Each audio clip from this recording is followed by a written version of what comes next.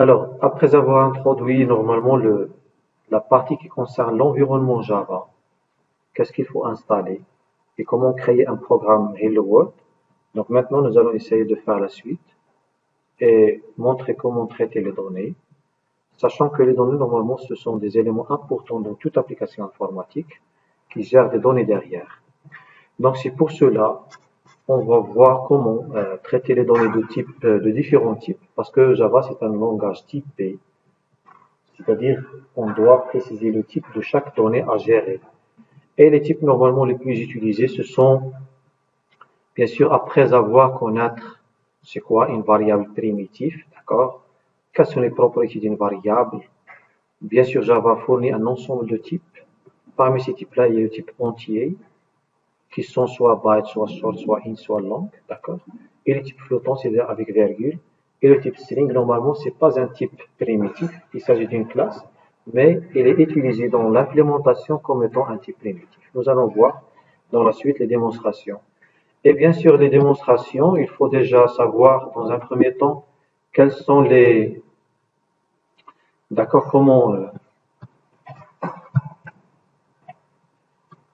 Alors, comment les données sont codées? Et bien sûr, ça, c'est un premier programme qu'il faut savoir interpréter. D'accord? Donc, savoir interpréter, c'est une chose importante.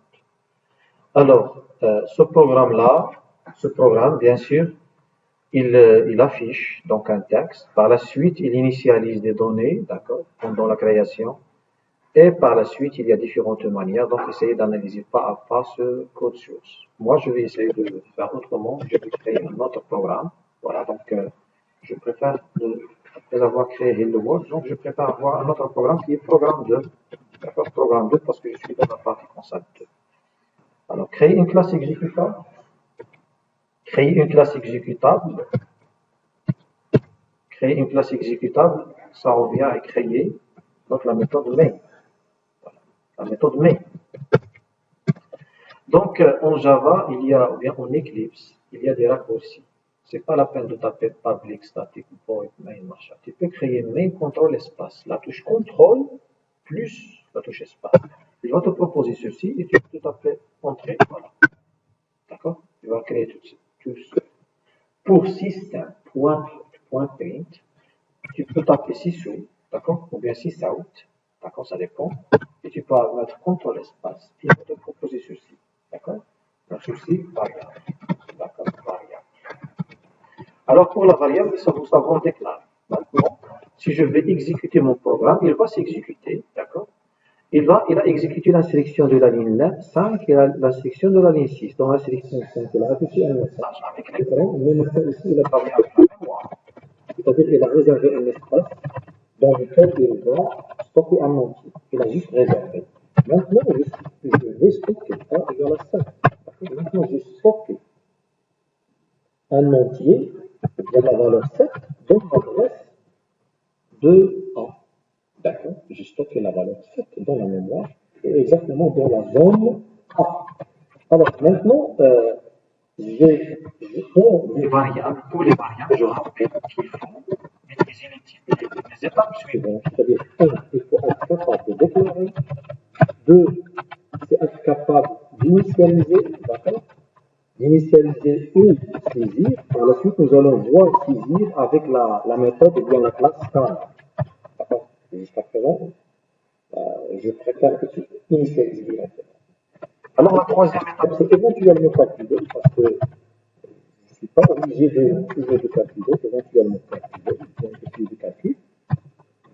Et 4, normalement, c'est affiché. Donc, toute application informatique est autour de ces 4 étapes. Alors, maintenant, la première étape déclarée, la deuxième étape initialisée, la troisième étape calculée, A égale A plus 5. Donc, qu'est-ce qu'il va faire?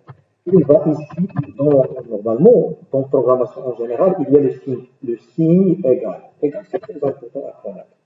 C'est-à-dire, qu'est-ce qu'il va faire? Il va terminer la partie gauche.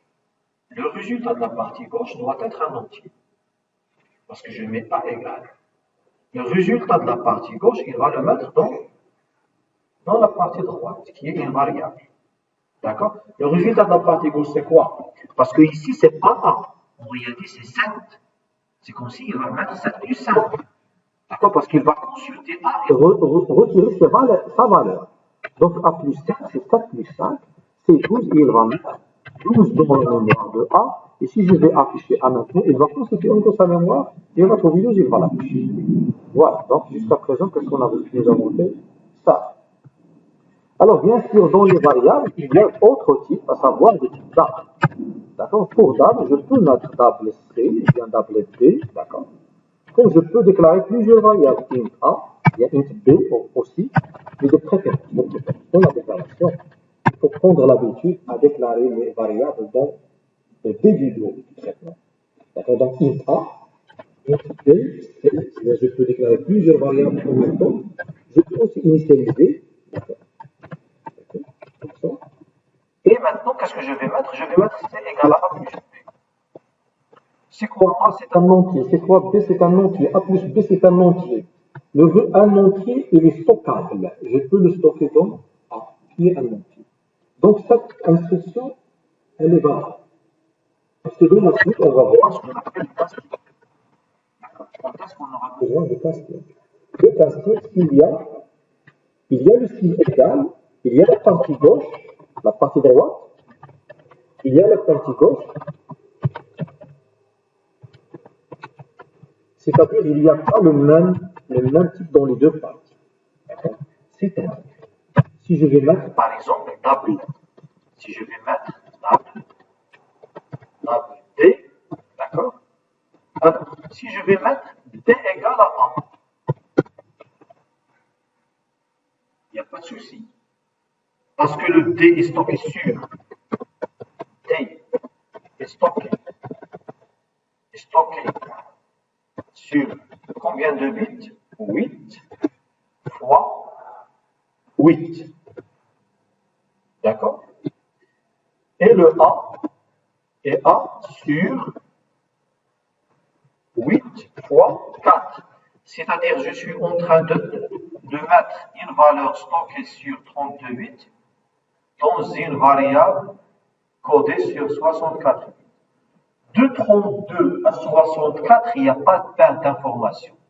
C'est pour cela le casting se fait, c'est-à-dire la valeur. La valeur de A, c'est quoi la valeur de A? C'est 12. C'est-à-dire 12, donc il est stocké sur 32 bits, il va être transformé, le 12, il va être stocké sur 64 bits et stocké dans D. Donc ici, le casting est fait, le casting a été fait, mais il s'agit d'un casting implicite. D'accord? Bien, on l'appelle upcasting. Upcasting. Pourquoi il est appelé upcasting? Regardez, up c'est simple, il faut commencer par la partie gauche. La partie gauche c'est simple.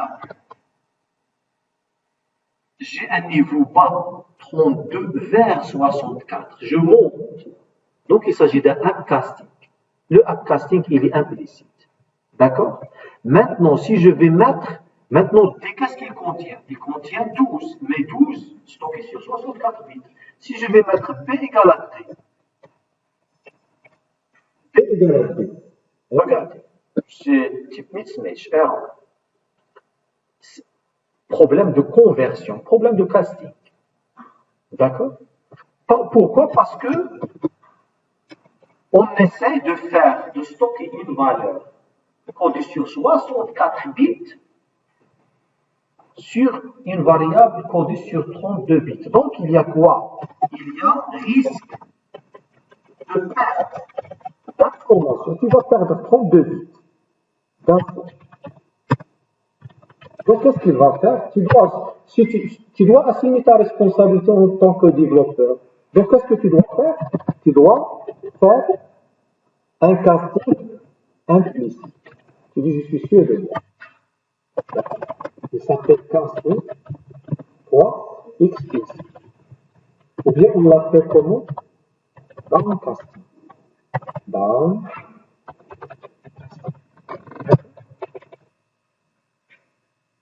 Et voilà. Donc, autre type, je ne l'ai pas fait dans le tableau, mais je vais le faire ici. Par exemple, pour le cas de booléen. Regardez, je vais faire ça comme ça. A égale à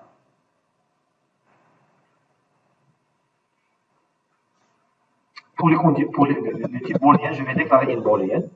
Vous déclarez une booléenne. Booléenne. D'accord. Booléenne. F. D'accord. Je vais mettre F égale à false. C'est bien.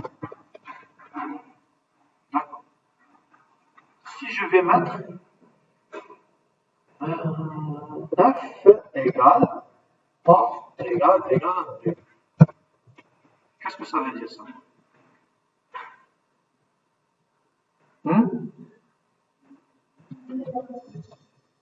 Comment? Très bien. Donc, comment interpréter cette instruction? Il faut commencer par le signe égal. Égal, la partie gauche de égal, c'est quoi? C'est une expression. Cette expression doit retourner une booléenne. D'accord? Doit retourner une booléenne. Donc, c'est false, parce que le A n'est pas égal à B. Si je vais faire ceci, du coup, je ne sais pas ce qu'il s'écrit comme ça. Oui, il s'écrit comme ça, bien un seul barre. Je vais pouvoir le voir.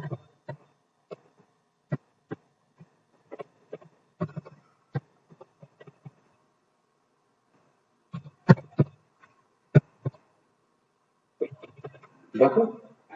Qu'est-ce que ça veut dire ça? Le résultat de toute cette expression-là, il va le mettre dans B. Vous voyez égal comment il fonctionne? B égale à quelque chose. Ce quelque chose-là, il peut être une expression très large à interpréter le résultat est stocké dans la partie gauche. Ou bien il peut être le résultat des fonctions. A égale à f de 5. D'accord? Mais ce f de 5, bon, c'est pas grave, on n'a pas encore commencé les fonctions, mais je vais quand même faire statique, booléen, parce que la fonction va retourner booléen, et je vais l'appeler fonction f, ou bien g, la fonction g, et je dois return false.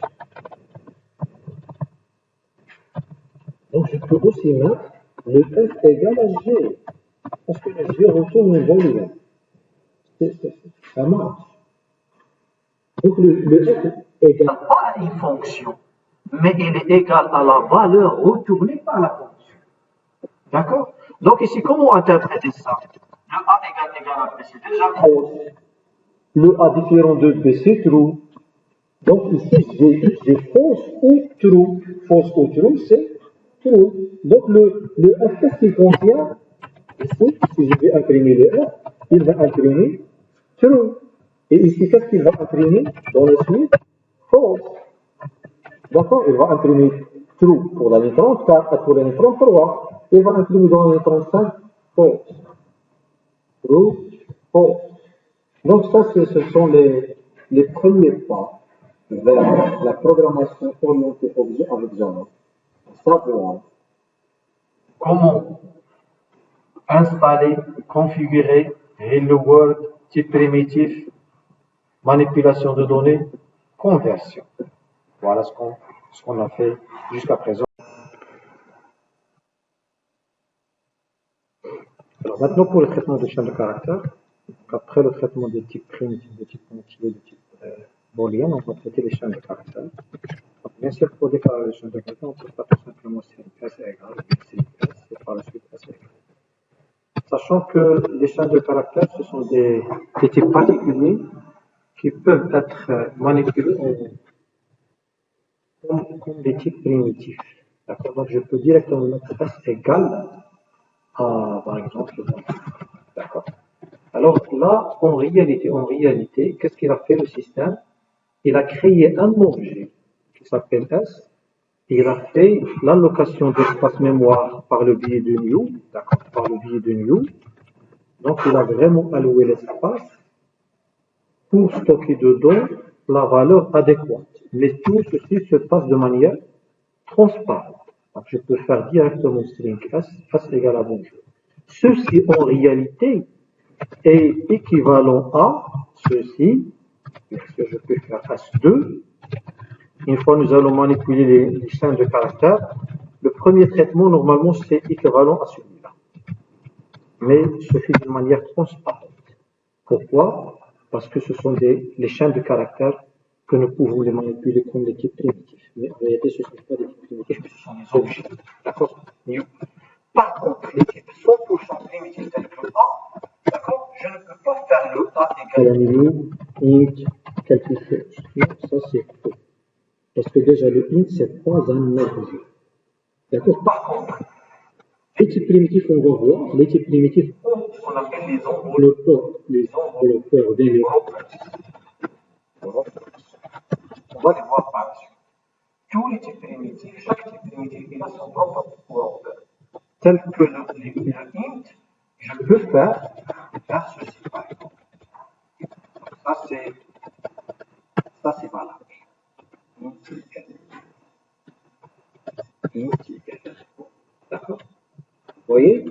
Donc une fois faire le new, il s'agit d'une classe. Toujours ça commence par minuscule. Donc ça c'est une parenthèse. Mais je préfère utiliser les chaînes de caractères dans un premier temps qu'on se prépare. Alors, maintenant, S égale à bonjour, je peux faire S égale à S plus quoi? Donc, plus, d'accord, S, Data Science, Cloud Computing, d'accord? Et je peux faire S égale à S plus 2023, d'accord? Oui, vous voyez qu'il a accepté. Pourquoi il a accepté? Parce que qu'est-ce qu'il va faire ici? Donc ici, il a fait une concaténation. Il va ajouter des SCC dans bonjour.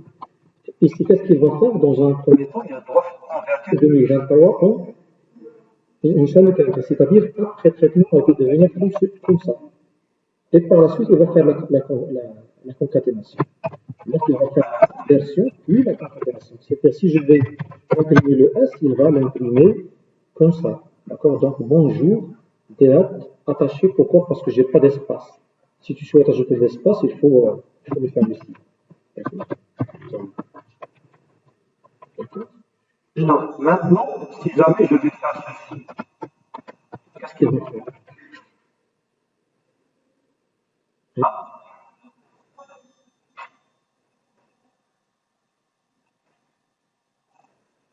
Logiquement, sinon on va transformer la logique. Pour moi, logiquement, qu'est-ce qu'il va faire? Pour lui, le 1, c'est une chaîne de caractères. C'est-à-dire qu'il va afficher bonjour DSCC 2021. Logiquement. D'accord? Donc c'est ça, il l'a transformé en chaîne de caractères. Par contre, si tu veux faire ceci, «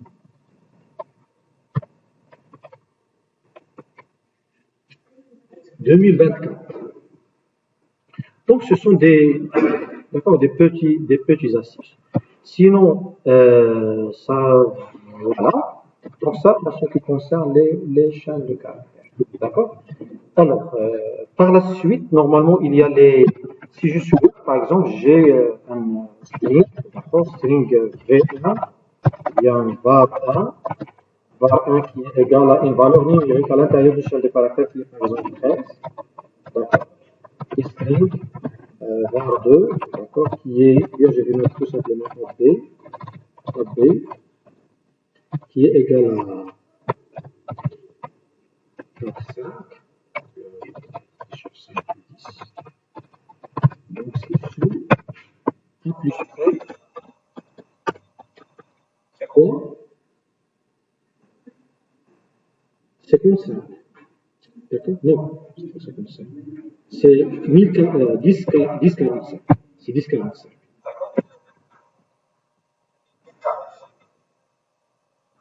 Et ensuite, si je souhaite forcer ça, si je souhaite stocker dans le résultat de A plus B en tant qu'entier dans C, qu'est-ce que je dois faire?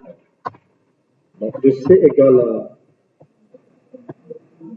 à integer parse int. Donc, parse int, c'est une méthode qui appartient à la classe integer et c'est une méthode statique. On va voir par la suite les méthodes statiques qui peuvent avoir comme paramètre le chaîne de caractères. Et je peux faire ici le A.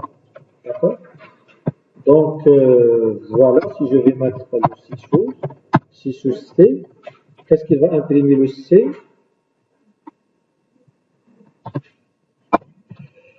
Il va imprimer 10. D'accord?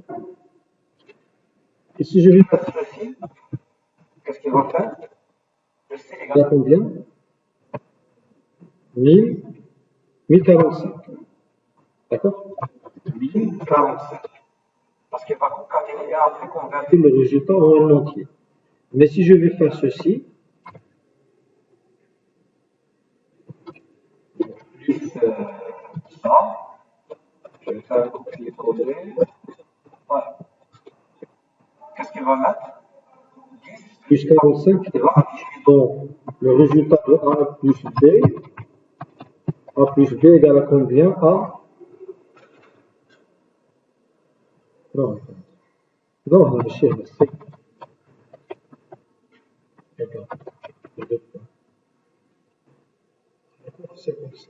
ça, en ce qui concerne la conversion. Alors, ceci, si je vais mettre ciseaux, A égale à B. Qu'est-ce qu'il va imprimer? False. False, d'accord? La concaténation. Le premier plus suppose la concaténation. Concaténation. Ou bien résultat, je vais le nommer là. Non, comparaison. Comparaison de deux chaînes de caractères. Non, c'est pas ça. C'est pas bien comme technique pour faire la comparaison. Parce que ça, c'est false, oui, on a raison. Mais si je vais faire 10, parce que c'est toujours pareil.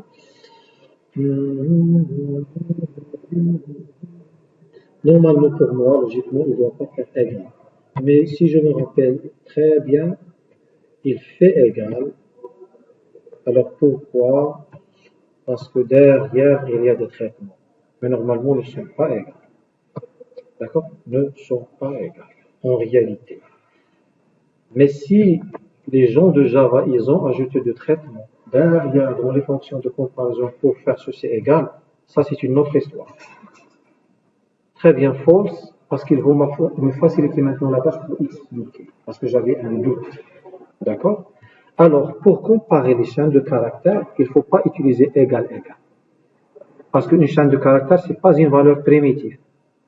D'accord? Ce n'est pas un type primitif plutôt. Mais pour comparer des chaînes de caractères, ce n'est pas un type primitif, alors c'est un objet. Un objet, il a des méthodes. Vous voyez, quand je mets point, j'ai plusieurs méthodes. Il y a une méthode spécifique pour faire la comparaison. Donc, pour comparer les ADA, il faut utiliser equals. Equals B. Donc, qu'est-ce qu'elle va donner equals? Donc, equals, maintenant, elle est capable de comparer A avec B. Est-ce qu'ils sont égales? Oui, elles sont égales. Les valeurs sont égales. True. D'accord? Donc, dans les chaînes de caractères, pour comparer les caractères, il faut utiliser le premier objet, point equals, le deuxième objet. D'accord? Alors, maintenant, bien sûr, ceci, parce qu'elles sont égales, qu'est-ce que je vais afficher ici? A equals B. Est-ce qu'elles sont égales? Non, elles sont pas égales. C'est un texte qui est 5 plus 5. Il va rester comme ça. Il ne va pas l'interpréter. Donc, elles ne sont pas égales. D'accord? 5 plus 5. Donc, la comparaison, c'est ça. Par contre, un type primitif, regardez, un type primitif, si je vais mettre B point, il n'y a rien. D'accord? Il n'y a rien. Je peux avoir des méthodes. D'accord? B point, je sais pas, il n'y a pas. C'est un type primitif de int, comme le float, comme le double, comme le byte, comme boolean, d'accord? Et ainsi de suite. Ces types-là, ils commencent par minuscules et ils ont une signification qui représente un type primitif. Maintenant, pour regarder string S, bien string, je ne sais pas, x égale à une chaîne de caractères qui est par exemple ça, le x, il contient des méthodes derrière, des fonctions qui traitent ou bien manipulent les chaînes de caractères. D'accord. Maintenant, ça, je vais les passer. Ça, c'est pour comparaison. D'accord. Donc, ça, il va retourner comparaison true. Maintenant, il va faire comparaison, je ne sais pas, false, et ainsi de suite. Alors, maintenant, on va essayer de voir ce qu'on appelle les structures de contrôle. Pour les structures de contrôle, il y a les conditions, il y a les boucles. Alors, les conditions, normalement, nous avons dit c'est pour la décision, la prise de décision. De décision qui se fait à l'aide de if-else. Et ici, normalement, répétition. Répétition et traitement. Alors, on va commencer avec les boucles dans un premier temps, ou bien par les conditions. Alors, les conditions, on peut écrire if. Non, je ne sais pas, je vais tester ça. Je vais faire ce on n'a pas accepté, mais chômage. Pour moi, il doit accepter. D'accord. Sinon, je vais faire ceci. On va faire la conversion de la chose. On va là, je vais mettre le styling tout, normalement. La condition, normalement, c'est une expression qui retourne tout. Normalement, le 1 est fixé, si vous avez manié 1, ça marche. D'accord? D'ailleurs, même, il n'y a pas de faux fausse, il y a un 0. Alors, c'est pas grave. Donc, ici, if true, donc toujours il va imprimer OK. Vous voyez? D'accord? Si je vais mettre false, il ne va rien faire, sinon il va aller dans le tense. D'accord?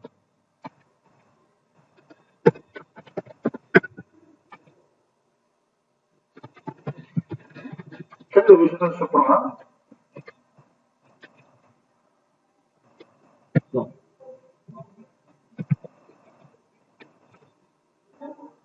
Non, pas plus. Maintenant, OK à plus. D'accord. Donc ici, c'est OK à plus. Parce que le A plus, il est toujours là. Maintenant, c'est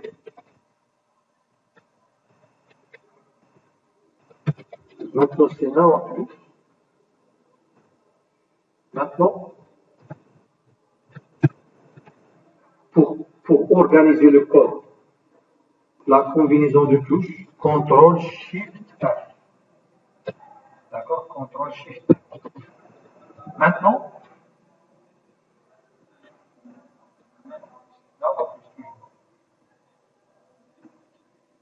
et maintenant, OK tout. Le trou, normalement, c'est une trou. C'est le résultat d'une expression. On va donner directement en valeur trou. Un résultat, tel que par exemple, booléen, le plus important, c'est une booléen B. Vous sautez à quelle heure? 80. Booléen B égale à, je ne sais pas, égale à A, égale à C.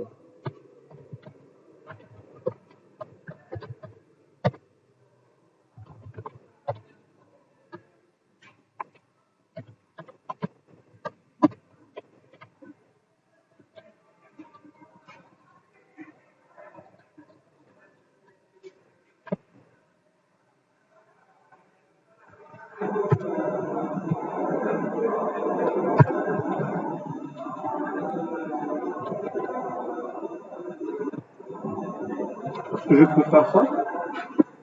Oui, je peux faire ça. D'accord? Donc, B est égal à quoi normalement ici? Hein? Tout. D'accord, je tiens là. Normalement égal, B égale donc cette expression. Est-ce que A égale X? Oui. Parce que X égale à 5, le A égale à 5. Donc cette expression sélectionnée égale à true. Donc le true, je vais le mettre dans B. Donc ici, consiste, j'ai if true, finalement. D'accord? Sinon, je peux faire directement A égale X. D'accord, ça revient en main. D'accord? Donc, qu'est-ce que je vais afficher? Je vais afficher bien sûr OK parce que c'est true. D'accord? Et c'est bon, donc je vous laisse pour la prochaine fois pour continuer sur la manipulation du temps. Très bien, la prochaine.